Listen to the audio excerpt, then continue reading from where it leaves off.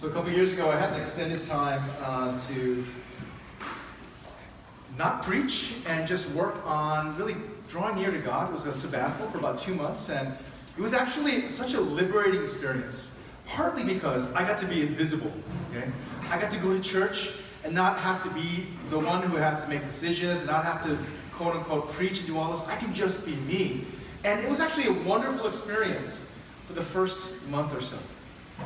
But going to church week after week, and nobody knowing your name, kind of not even knowing when you came and when you left, and me just having this, I had experience with God, I could talk God, I was hearing God, I was enjoying it, something was missing. Something began to kind of, a very ambiguous feeling started to rest over my soul. I am a very invisible person. In fact, I would be in the city, and I'd be walking around, and I would actually plan to go prayer walk the city, and I was so invisible.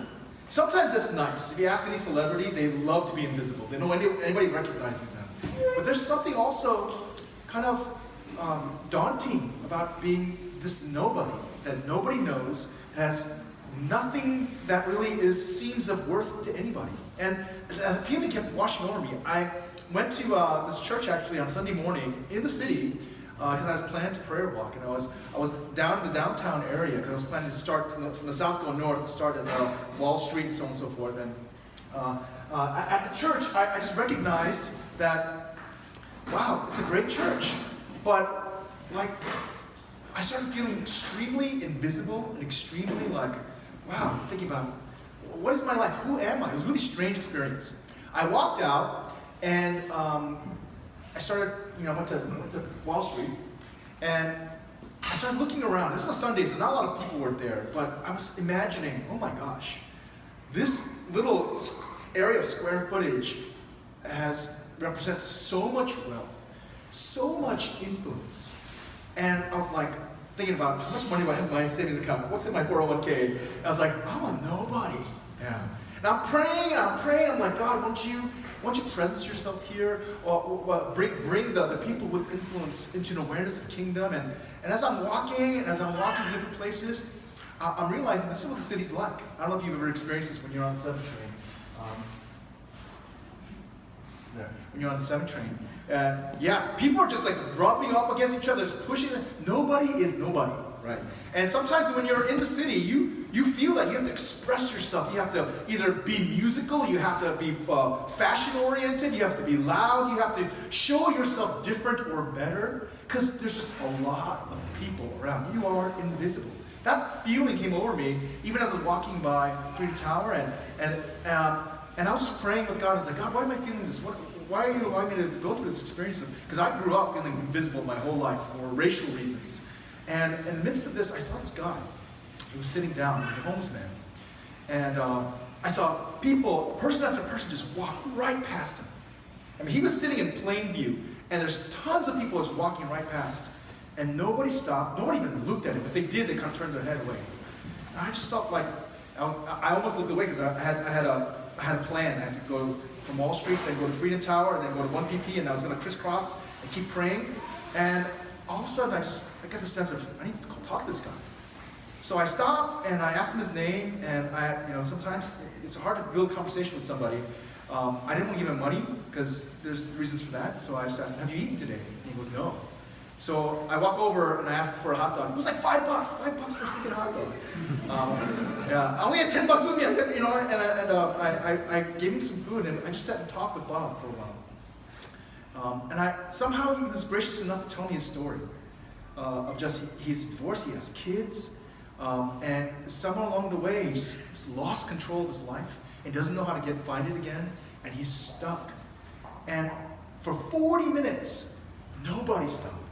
Nobody looked. And I got the sense of, oh my gosh, here's this guy. He would have spent all day, nobody stopping, nobody recognizing him. And it was a little reminder to me that there are a lot of people who live day by day with this experience, with this gnawing feeling that I'm a nobody. I have nothing, nothing of merit, nothing of worth. Or we hear it from even the people who are supposed to tell us otherwise. Sometimes we've heard it from our parents. Sometimes we've heard it from our friends. Sometimes we've heard it from our bosses.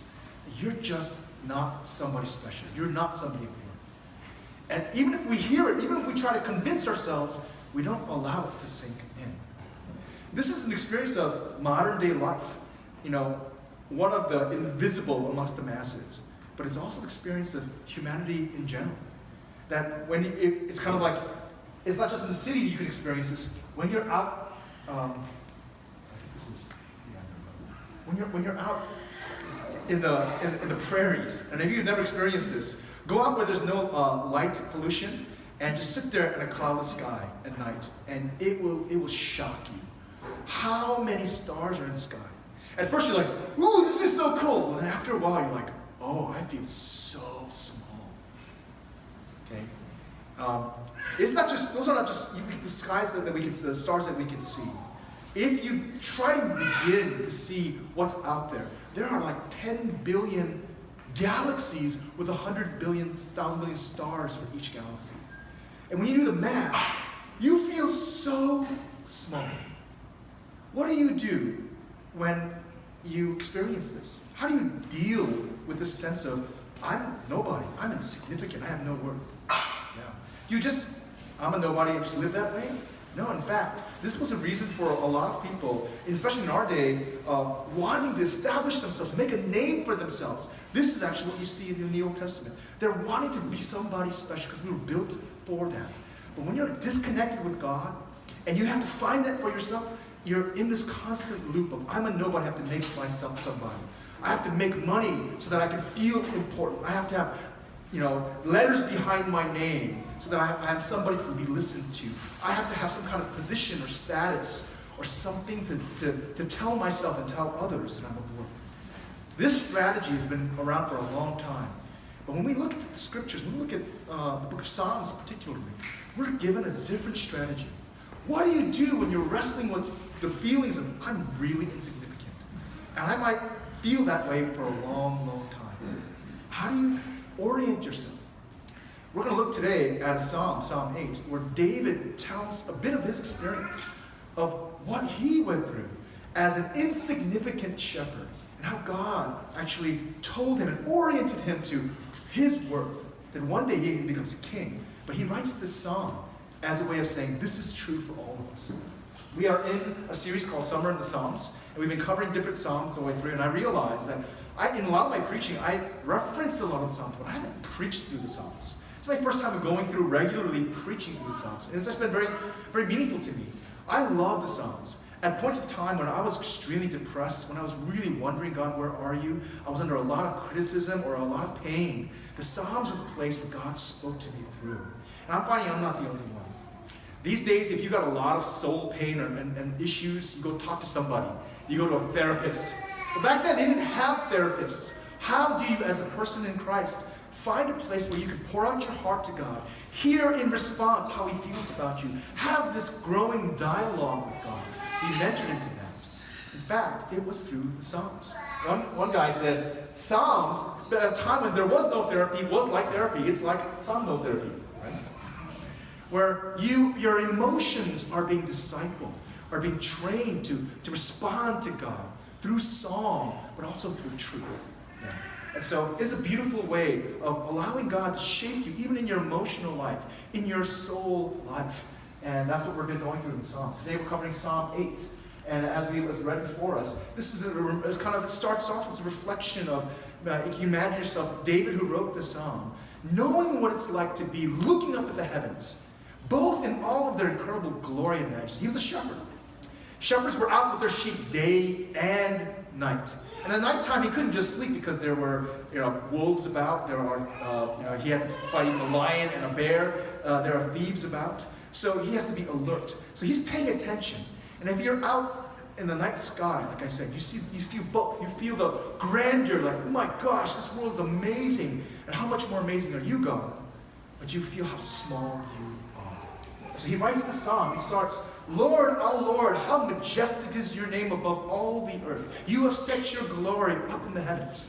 That you can see how grand and powerful and big, majestic is God, even over the earth, because he shows you even a glimpse through the heavens. Now, if you look carefully, I highlighted that word Lord, the second one, in this manner because it's interesting. He says Lord, that's the first word, is Yahweh. It's a covenant name. It's a personal name. It's an intimate name. My legal name is actually unique, and only people who want me to pay bills call me unique, right? Everybody who knows me or is a friend calls me Martin, okay? Well, that's the revealed name of God, Yahweh, my intimate covenant God. But the second word is a word describing power, rulership. Other translations, I've seen scholars translated, our governor, our master, our Lord. Isn't it interesting? It's a very interesting juxtaposition. My personal friend, connected covenant God, who is also master, ruler, governor. How big you are. How amazing you are. Okay? He begins to think about this God and reflect that this God is not simply just majestic and powerful, but there's something special about him. What's special about him is not just the fact that he can put all the stars in place, which he can. The second verse tells us what he's come to know about God, how amazing he is. Through the praise of children and infants, you have established a stronghold against your enemies to silence the foe and the avenger. This verse sounds like it makes no sense. What? What is he talking about here? How does God establish a stronghold as a military word for fortress, right? Against people who would attack him and attack us through the praise of infants and children. Back then, children and infants, even though these days children are probably very prized, we lavish them with love. We spend a lot of money on kids, so on and so forth. Back then, children were not very valuable. They were kind of seen as in the totem pole of human worth, like in Asian countries too. Men are valuable, women are less, children, and then the babies are even less because infant mortality is pretty high. And so it's kind of like saying, you're an interesting God, you're an amazing God. You take the worthless, the most insignificant of all of our demographies, and through them, through their relationship with you, through their praises, you're able to make a fortress that stands up against all those who attack you, against the strong in the world. He's starting revealing what he's experienced in his own life. That God is a God who's able to make the insignificant so powerful, so significant. Okay? Another way of understanding this is the pawn is the one that takes out the king. Okay? And don't you think David knows something a little about this? Imagine. What's in David's story? He was this insignificant shepherd boy that even his brothers totally dissed. That nobody thought he had any chance, but he has to go up as a little child against Goliath. He has to fight the foe. But interestingly enough, his very own experience reminds him, because God was with him, because he was oriented to his worth and his ability, guess what? He was able to defeat even the foe and avenger as in Goliath. He's telling a testimony that this is the God that he has experienced. Yes, big and strong, can make everything, and yet this God, his God, our God, pays attention to the insignificant ones and is even able, through their relationship, through their praise, able to stand up against the strong. It's a beautiful testimony. It's a beautiful context of praise. He continues on saying, when I think about how big this world is, your heaven, the work of your fingers, okay, he's saying the stars are the work of his fingers, right? The moon and the stars which you have set into place. When he begins to really think about, oh my gosh, this universe is vast, it's so big, and I am so small. It's almost a version of a lament. It's like too much. And he's wondering, how important can I be? What value is there to me? What is mankind that you are mindful of them? Human beings, that you would care for them. Okay? Now, when in my house, if I see ants, these small little ants running around, I don't just care for them, I exterminate them, right? I have no desire for a relationship with them, right? These small little beings that don't bring me anything, they only kind of are annoying or destructive. And that's how he's feeling, smaller than an ant. Why would you care for the insignificant like this? It's a place of wonder. Fear, in some sense, because when you see the vastness, you really realize, apart from God, you have no worth. But this wonder, oh my gosh, you do care for me. You do see me. I have value.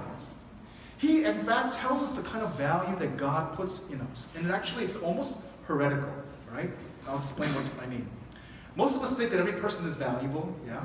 But to God, I think we've underestimated how valuable every single person is. He puts it like this. Oh, sorry, I'm jumping the gun. I don't have my iPad with me. I didn't see my big screen. But I wanted to follow up on this idea of just what it means that you face the vastness and you feel so small, insignificant. Our culture has been brought face to face with this because of evolutionary biology. I was a biologist when I was in college, and I did some research, and so I had to go face to face with evolutionary biology. And you know what? It's quite daunting. If you believe what is being said, that all the complexity that we see, all of life on Earth and in the universe, is in fact just a reflection of just a lot of time. Okay? A lot of variables, a lot of change, and a lot of time. And they're saying that all of this that we see, all of human expression, life, and the cosmos, is ultimately just time plus chance equals life. That's what a lot of people believe. That's the simplest version of this basic idea of macroevolution. Time plus chance equals life. And so people are basically forward to this idea. And there's this one guy, his name is Andrew Flew, and he calls himself the most notorious atheist. Okay? He was a thinking person, and he was an honest person, and he could not believe that there's a God who made all of this. Okay, because he's too sophisticated, he's too smart for that. But interestingly enough, he ended up writing this book where and the title of the book is, it's not There Is No God, it's There Is a God. A notorious atheist, in fact, changed his mind because he did the math. Okay? He looked at all of the complexity and he realized there is nothing that can account for it. He's not the only one. There are a bunch of others who've done the math. And they're saying, all this that we see, I don't care how much time you have, you cannot arrive at this level of complexity. To describe this thinking process as he arrived at this is kind of what it was saying. Imagine that there's a Shakespeare's sonnet. It's a beautiful poem written in Old English. Imagine that you want to arrive there just by chance. So what would you do? You would get a bunch of monkeys who don't know English, who don't know the typewriter or the word processor, and you would let them, an infinite number of monkeys, over an infinite number of time, slamming away at the typewriter, one day, by chance, would arrive at Shakespeare's sonnet. Do you know that actually a British or group, academic group, tried this experiment? They got a cage of 6 monkeys, and they put like a word processor keyboard there, and they had the monkeys slap at it for a month. And monkeys produced 50 pages of text. And they looked at the 50 pages of text, and they're just looking at, is there any chance that we see something, even a word? Now, a word's really easy.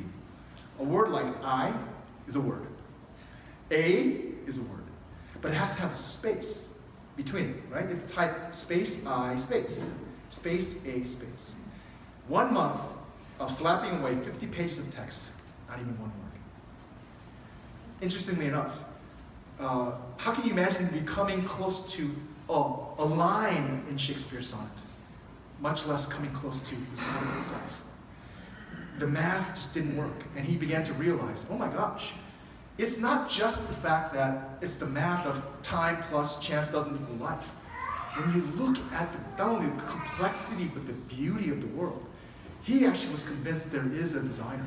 There is something more to this life that simply can be explained by we're just products of time plus chance.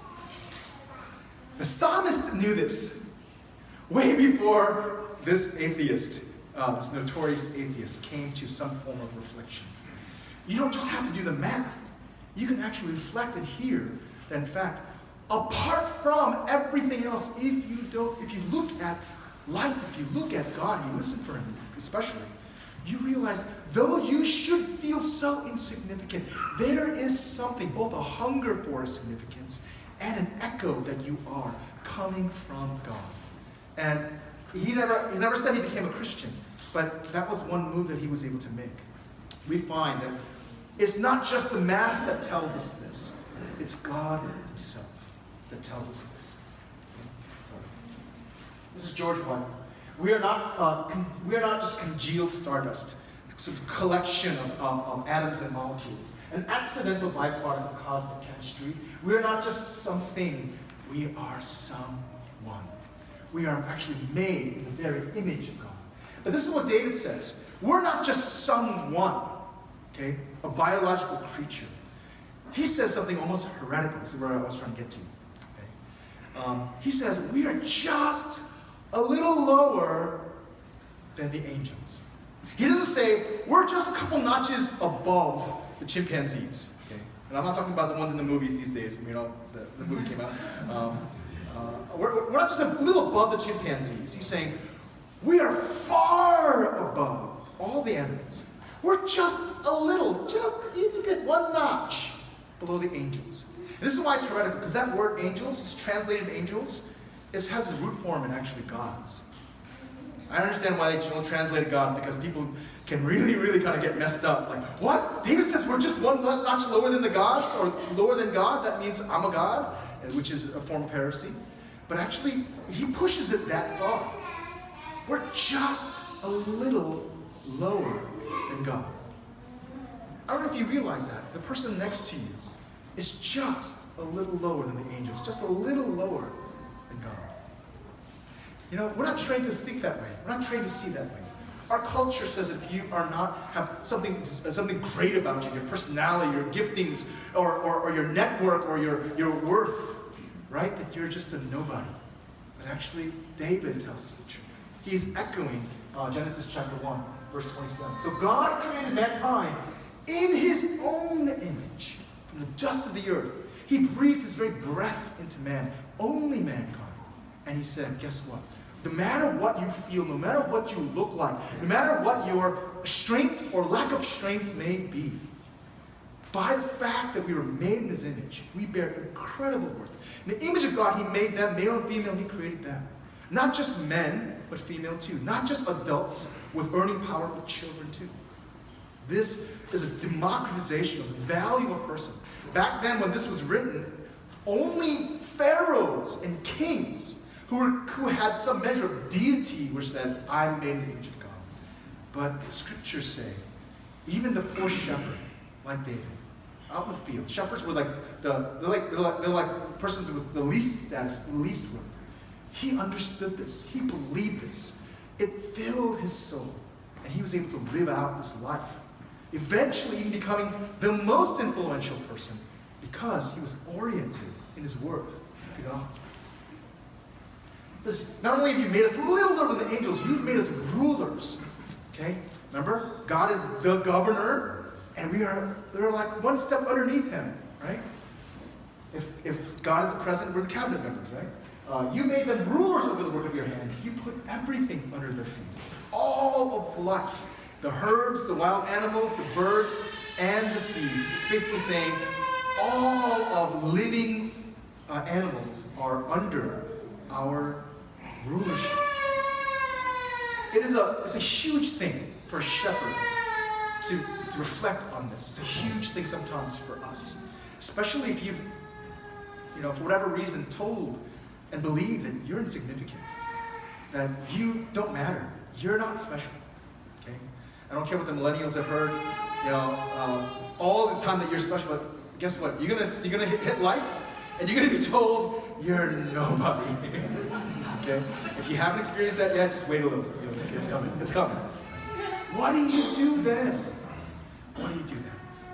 If you would pay attention to David's testimony and pay attention to the scriptures, if you would hear God, how he's trying to orient you, he's saying, that's not me. You're made just a little under the angels, and you are made for influence. It's a beautiful expression of how God feels about us, if we would believe.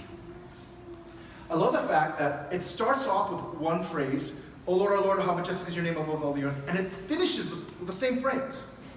You got to think about it. Why would he repeat that? Because all this stuff about who we are, our worth, is a reflection of this. Because we're made in his image. If you're not bracketed by a knowledge and experience and a relationship with God, the covenanting God who is also our governor. If you don't know him, if you're not in relationship with him, you will never find your worth. But if you are bracketed, it's almost like a little symbolic gesture, by God in your life, guess what? That's where you are oriented to. You're anchored. You're sourced. Your worth is sourced in. You can try to find it everywhere else. You can try it by working hard, getting good grades, getting a lot of degrees, making a lot of money, having a lot of friends, getting notoriety. But you know what? That'll still leave you empty. Yeah. It'll make you look at other people who don't have all of that as something less. But if you listen to God and let him orient you, this will fill your soul. And the next time you see somebody who's invisible, you will know that they are not invisible to God, that they are made with that kind of worth. A couple more stories to share with you as we finish, just to help us kind of think about how God sees us and how we can treat others too. There's a story of kind of a legend, a folk hero in Polish history. His name is Ignacy Paderewski. And he's interesting. He's a concert pianist who became prime minister, right? He was so revered as a pianist, and he had political thoughts and aspirations that he actually, in the turn of the century, in 1919, he became prime minister of Poland. And he was loved by his people, okay?